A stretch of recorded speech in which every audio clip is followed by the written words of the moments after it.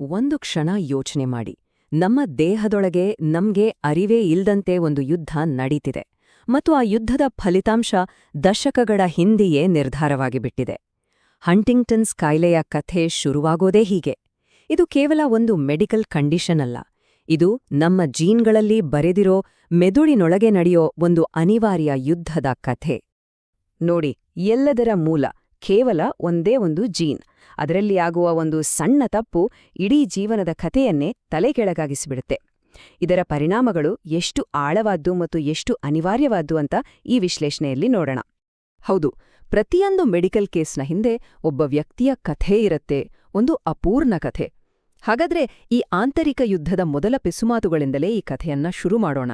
ಈ ಯುದ್ಧ ಒಬ್ಬ ವ್ಯಕ್ತಿಯ ಜೀವನವನ್ನ ಹೇಗೆಲ್ಲ ಬದಲಾಯಿಸುತ್ತೆ ಅಂತ ಅರ್ಥ ಮಾಡ್ಕೊಳ್ಳೋಣ. ಸರಿ, ಹಾಗಾದ್ರೆ ಏನಾಗತ್ತೆ ಅಂತ ನೋಡೋಣ.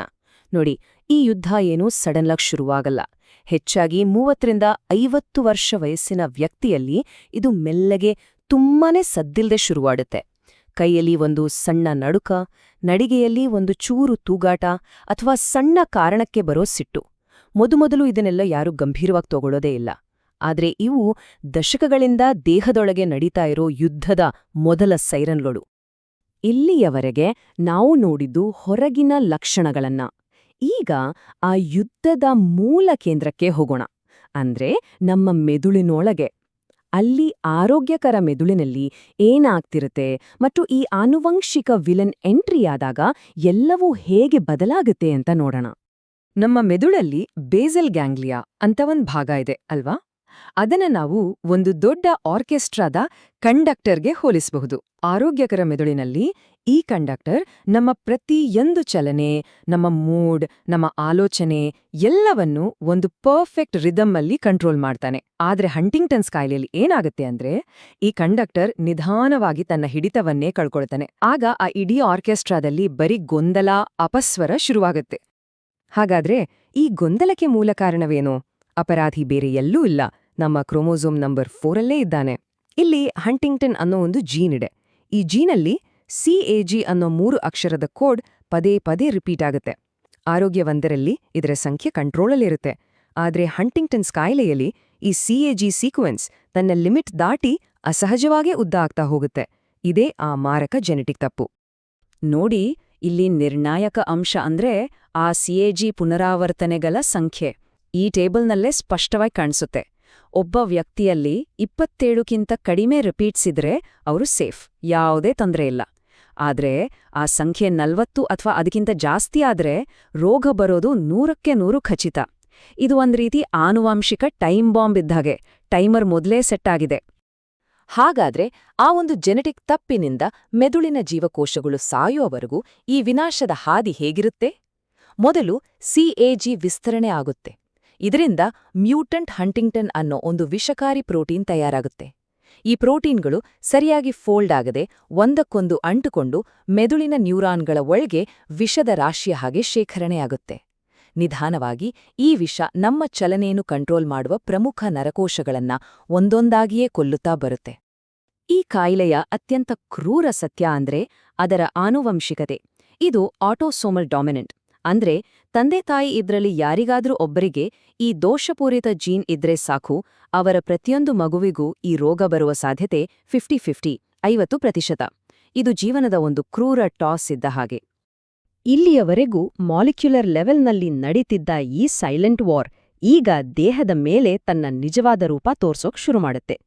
ಒಳಗಿದ್ದ ಶತ್ರು ಈಗ ಹೊರಗೆ ಕಾಣಿಸ್ಕೊಳ್ತಾನೆ. ದೇಹವೇ ತನ್ನ ಮಾಲೀಕನಿಗೆ ಹೇಗೆ ದ್ರೋಹ ಮಾಡುತ್ತೆ ಅನ್ನೋದನ್ನ ನೋಡೋಣ. ಈ ಕಾಯಿಲೆ 3 ಕಡೆಯಿಂದ ಅಟ್ಯಾಕ್ ಮಾಡುತ್ತೆ.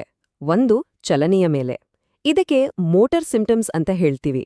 ಅಂದ್ರೆ ಕಂಟ್ರೋಲ್ ಇಲ್ಲದ ನೃತ್ಯದ ತರಹದ ಚಲನೆಗಳು, ಮೈ ಬಿಗಿತ ಮತ್ತು ನಡೆಯಲು ಕಷ್ಟ. 2, ಅರಿವಿನ ಮೇಲೆ. ಅಂದ್ರೆ ಕಾಗ್ನಿಟಿವ್ ಸಿಂಪ್ಟಮ್ಸ್, ಗಮನ ಕೊಡೋದು, ನೆನಪಿಟ್ಕೊಳ್ಳೋದು, ನಿರ್ಧಾರ ಮಾಡೋದು ಎಲ್ಲವೂ ಕಷ್ಟ ಆಗುತ್ತೆ. ಮತ್ತು 3, ಮನಸ್ಸಿನ ಮೇಲೆ. ಅಂದ್ರೆ ಡಿಪ್ರೆಷನ್, ಆತಂಕ ಮತ್ತು ಸ್ವಭಾವದಲ್ಲಿ ಬದಲಾವಣೆಗಳು. ಇದು ದೇಹ, ಮನಸ್ಸು ಮತ್ತು ಆತ್ಮದ ಮೇಲೆ ನಡೆಯೋ ಒಂದು ಸಂಪೂರ್ಣ ದಾಳಿ. ಈ ಕಂಟ್ರೋಲ್ ಇಲ್ಲದ ನೃತ್ಯದ ತರಹದ ಚಲನೆಗಳಿಗೆ ಒಂದು ಸ್ಪೆಸಿಫಿಕ್ ಹೆಸರಿದೆ, ಕೋರಿಯಾ. ನೆನ್ಪಿದೆಯಲ್ಲ ನಮ್ಮ ಮೆದುಳಿನ ಆರ್ಕೆಸ್ಟ್ರಾ ಕಂಡಕ್ಟರ್? ಆತ ತನ್ನ ಕಂಟ್ರೋಲ್ ಕಳ್ಕೊಂಡಾಗ ಆಗೋದೇ ಇದು. ದೇಹ ನಮ್ಮ ಇಚ್ಛೆಗೆ ವಿರುದ್ಧವಾಗಿ ಯಾವುದೇ ಕಾರಣ ಇಲ್ಲದೆ ಸಡನ್ನಾಗಿ ಚಲಿಸೋಕೆ ಶುರು ಮಾಡುತ್ತೆ. ದೇಹದೊಳಗಿನ ಈ ಯುದ್ಧದ ಲಕ್ಷಣಗಳು ಹೊರಗೆ ಕಾಣಿಸಿಕೊಂಡಾಗ ಮುಂದಿನ ಸ್ಟೆಪ್ ಸತ್ಯವನ್ನು ಎದುರಿಸೋದು, ಅಂದರೆ ಡಯಾಗ್ನೋಸಿಸ್. ಈ ಕಾಣದ ಶತ್ರುವನ್ನು ಪತ್ತೆ ಮಾಡೋ ಪ್ರೋಸೆಸ್ ಇದೆಯಲ್ಲ, ಇದು ಒಂದು ಮೆಡಿಕಲ್ ಡಿಟೆಕ್ಟಿವ್ ಸ್ಟೋರಿಗಿಂತ ಕಮ್ಮಿ ಇಲ್ಲ. ಆದರೆ ದೇಹದೊಳಗೆ ಅಡಗಿಕೊಂಡು ಕೂತಿರೋ ಈ ಶತ್ರುವನ್ನ 100ಕ್ಕೆ 100 ಪಕ್ಕಾ ಅಂತ ಗುರುತಿಸೋದು ಹೇಗೆ? ಅದಕ್ಕೆ ಬೇಕಾದ ಫೈನಲ್ ಪ್ರೂಫ್ ಯಾವುದು? ನೋಡಿ, ರೋಗ ನಿರ್ಣಯದಲ್ಲಿ 2 ಹಂತ.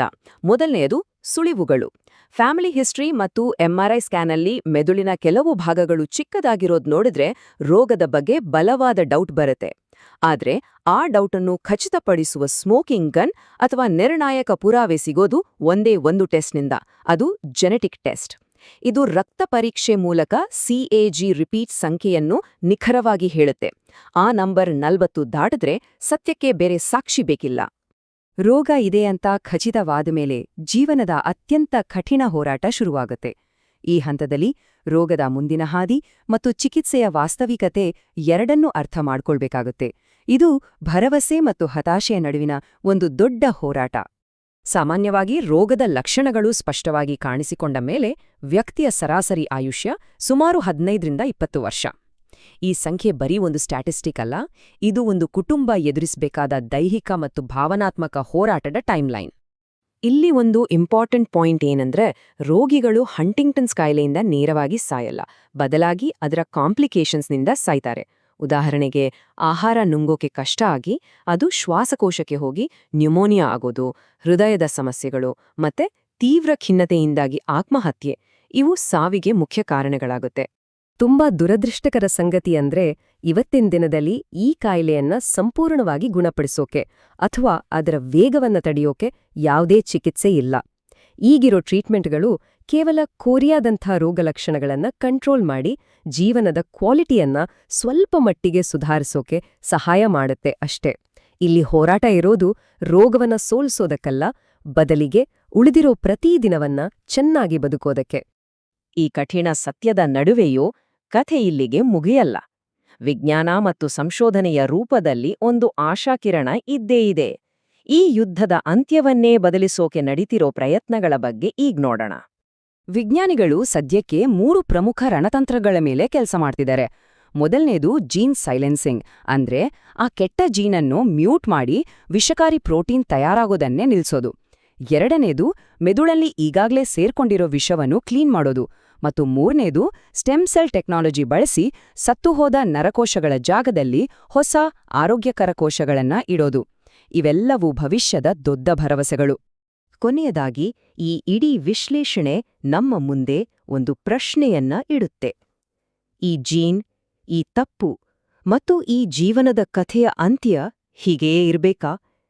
ವೈದ್ಯಕೀಯ ಜಗತ್ತಿನ ಮುಂದಿನ ಪೀಳಿಗೆಯಾಗಿ ಈ ಕಥೆಯ ಕ್ಲೈಮ್ಯಾಕ್ಸ್ ಬದಲಾಯಿಸೋ ಶಕ್ತಿ ಮತ್ತು ಜ್ಞಾನ ನಮ್ಮ ಸಂಶೋಧನೆ ಮತ್ತು ಪ್ರಯತ್ನಗಳಲ್ಲೇ ಇದೆ.